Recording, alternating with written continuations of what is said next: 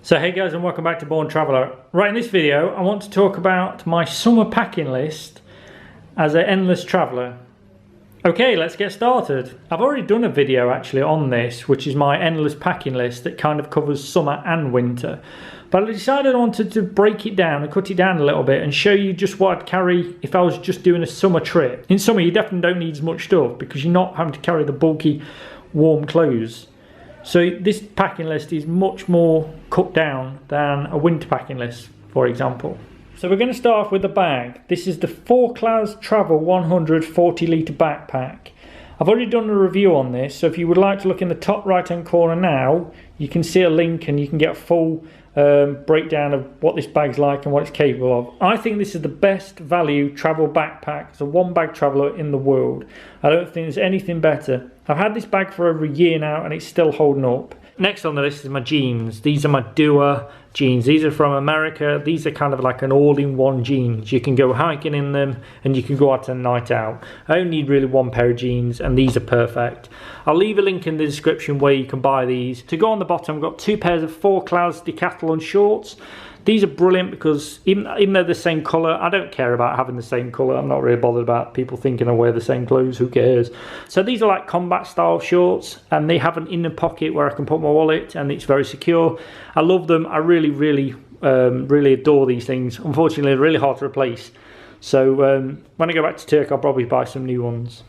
So next on the list, and this is pretty much my only warm layer because obviously this summer packing list, this is my down jacket. Now, it's pretty lightweight, only weighs 270 grams, and for how warm it keeps you, I think this is really perfect.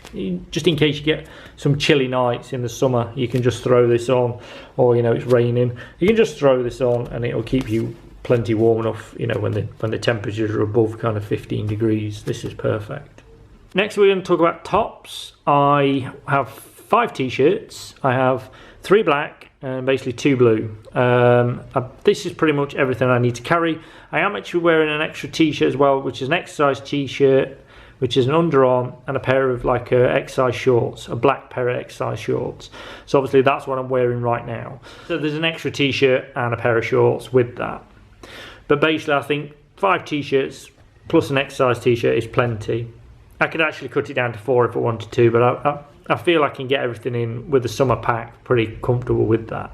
So all my t-shirts are poly cotton blend. I do not have any that are merino wool. I did try a merino wool t-shirt and they're absolute horrendous. After washing it twice, it looked like it was about 100 years old. It was bobbly and it looked old, cheap and rubbish. I just don't agree with merino wool. All the promotion online is complete nonsense, and to me, go with a poly cotton blend. They'll last much longer. These t-shirts are 5 months old and they are still good. You can see by the colour, they're not losing the colour. These are from H&M. These are the ones, the blue ones actually I bought locally here in Georgia, and they are pretty robust. Next is my underwear, and these are merino wool, and this is the only merino wool I would recommend along with the socks. Merino wool underwear is actually pretty good. It's not the most durable, they only last about 6 months. But basically, I think they're pretty good. They're very comfortable, you know, and they stop you sweating. So the rule is you wear one, you wash one, spare one. So wear one, wash one, spare one. So next is socks. I have 3 ankle socks, 1 sport and 2 kind of normal. I wear these with my trainers, and then I've got 1 grey pair that go with my jeans if I'm wearing my jeans. So just 1 normal. But actually these are merino wool and these also keep you warm. So if my feet did get cold, I could combine these, put these 2 together. So I've got an extra layer to keep my feet warm. The last thing on my clothes list is this. This is my rain jacket. You really do need a rain jacket because obviously even in the summer it could rain heavily. This just folds out and it's brilliant. Just throw it on, obviously with a t-shirt underneath, and you're good to go. So to keep my clothes in, I don't use packing cubes like most travellers. I use these. These are Daypacks from Decathlon, and all I've done is I've just cut off the straps. So they're basically exactly the same as this. They pack away, but I've just cut the straps off, so now they're just a bag. And they're so robust. I've had these for like a year and they're still good to go. I've actually got 3 of them. I've got a spare one as well. So all my clothes can go in both those bags, and that's how I keep my clothes. So next we're moving on to toiletries. I've actually done a separate video on this if you want to watch it, but I've really cut this down over time, and this is pretty much all I carry. So a shaver with my shaving soap, that's it for shaving. I do have some extra blades actually in the bag, but yeah, there's about 3 extra blades, but you can just buy them on the way, really easy. Shampoo, I always carry a small bottle that's under 100 mils so it can go on the plane. Sometimes what I'll do is I'll rent an apartment, I'll buy a bigger bottle, and then I'll fill this one up. So I never discard this. This is my bottle because they're really hard to replace. So if you get one on 100 mil, it's better to just buy the new one and pour it out into here. So I do the same trick for my hair gel as I do the shampoo. I've had this for 5 months, and all I do is I buy some cheap hair gel. It costs like, you know, $1, $2, and I just basically use it as I'm traveling while I'm in the same place, and then I just fill this up and then discard the rest. To smell good, I use roll-on. I always make sure everything is under 100 mil. This is 50 mil, and obviously my aftershave. You don't really need aftershave, but I like to smell good, so I bought this cheap from Turkey, and it's 50 mil, and make sure it actually says a label that's got 50 mil on it. So here's my kind of medicine COVID bag. I carry all my documents as well in here. It's just got spare masks, some pills, and just some documentation. I just keep it all in here to kind of keep it all organised. It's not the prettiest, but it does the job, and it sits in my bag quite well. We're now moving on to electronics. I'm trying to keep my electronics down to a minimum. This is my charger for the camera I'm shooting on now. I've got the Canon G7X, so this is the charging unit. It's a bit bulky as it's a British plug, but I could get that down to an American plug, but I still haven't replaced it after 5 months. So that's for my Canon.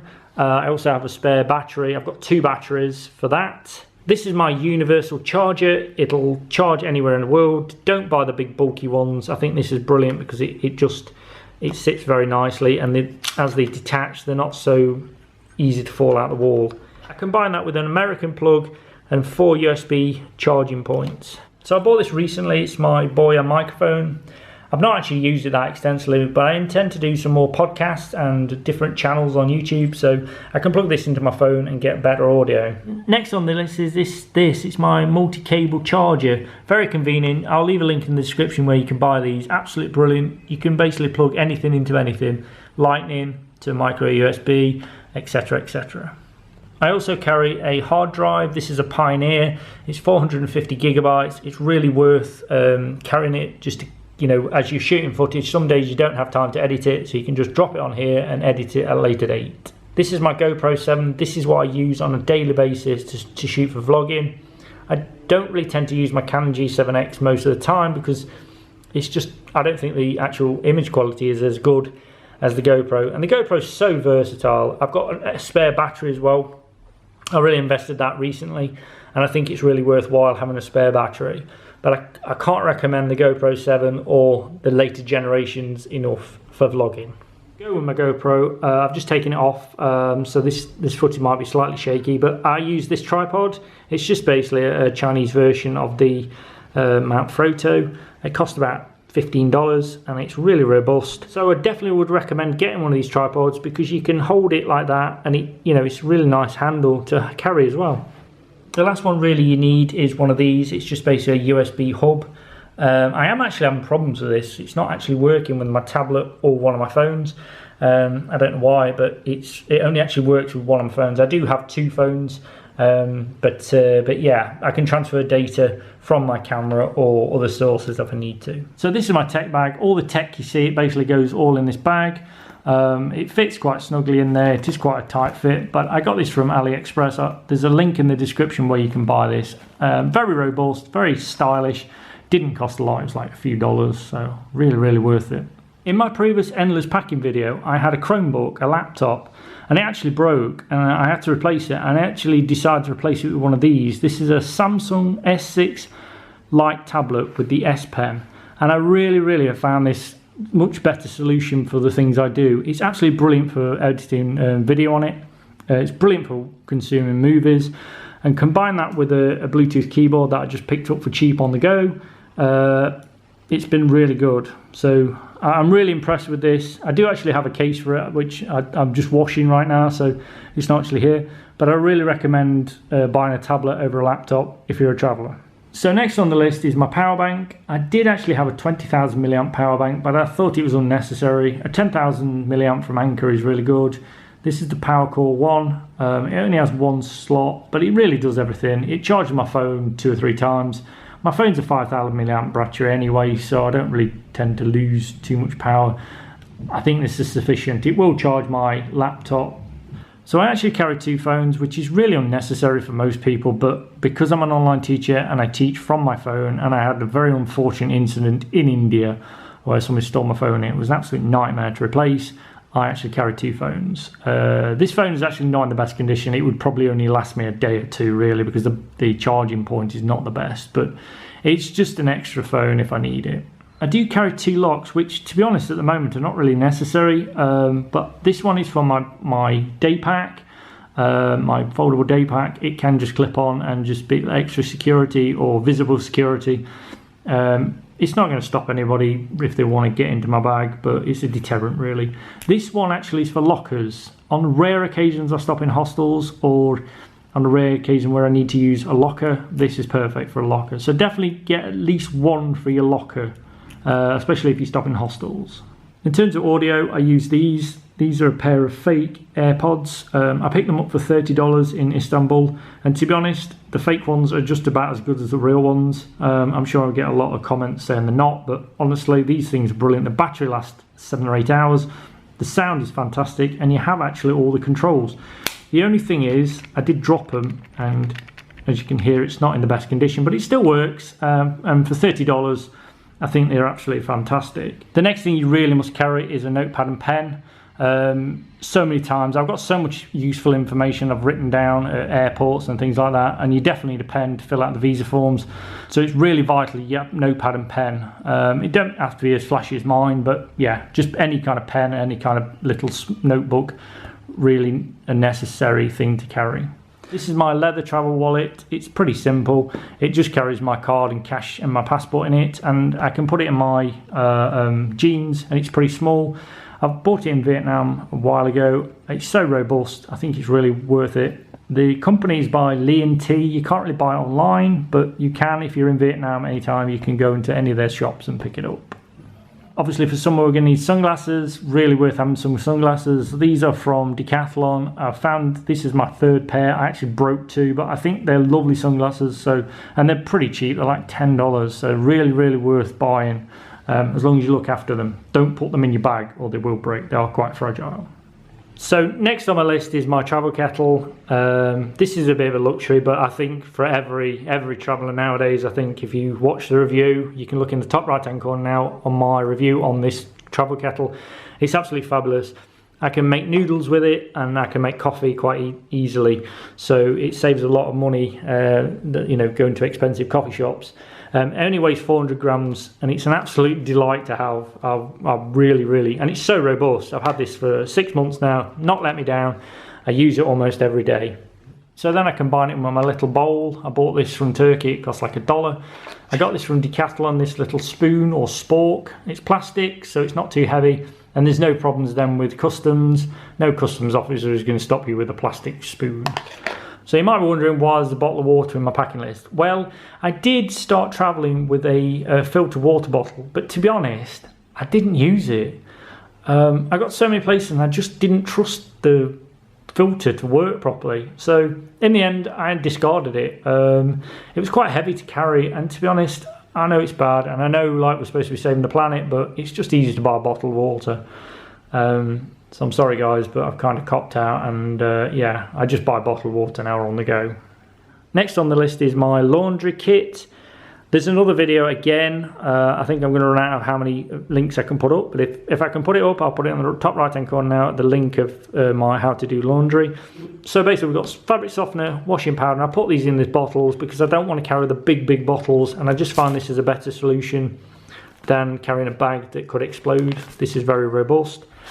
I've got a little dry bag that I use for washing, and a little sponge to clean things with, like my bag and etc. To go along with my laundry kit, I've got a laundry line. This is brilliant. I really use this quite a lot to dry my clothes. And I've got a universal plug just to put in the sink if I want to wash some clothes in the sink that I can't use my dry bag. Again, another luxury item that not everybody's going to agree with, but I can actually carry a travel iron. I think it's brilliant if your clothes are a little bit wet.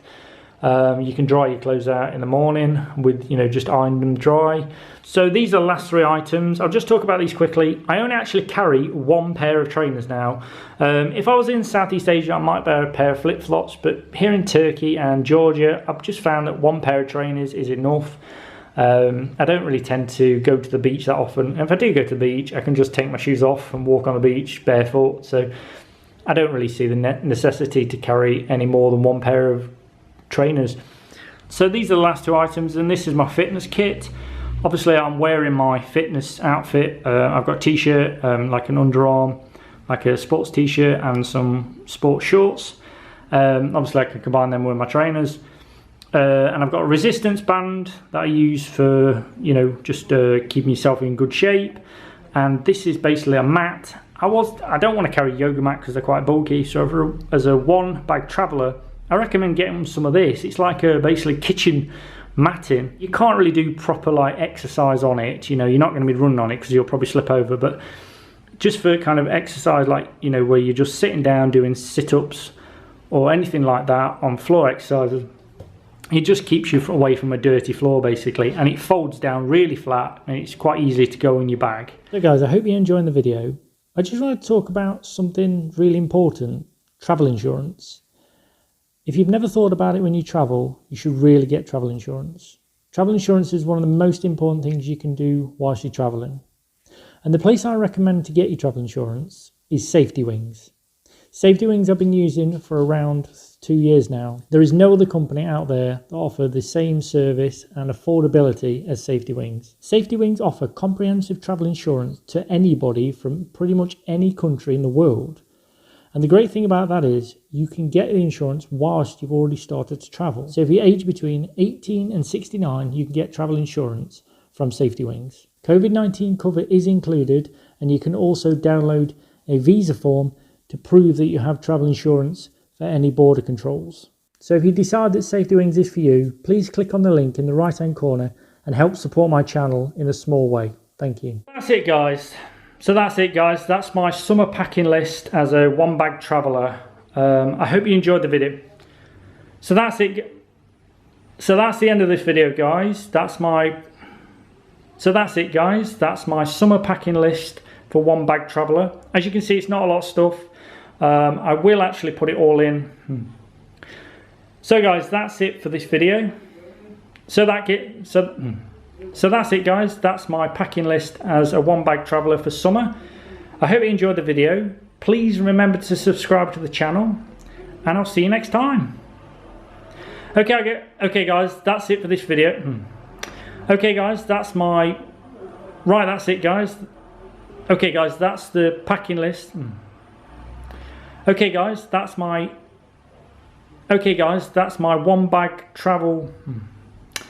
Okay guys, that's my one bag travel packing list for summer. I hope you enjoyed the video. Please remember to subscribe to the channel, and I'll see you next time.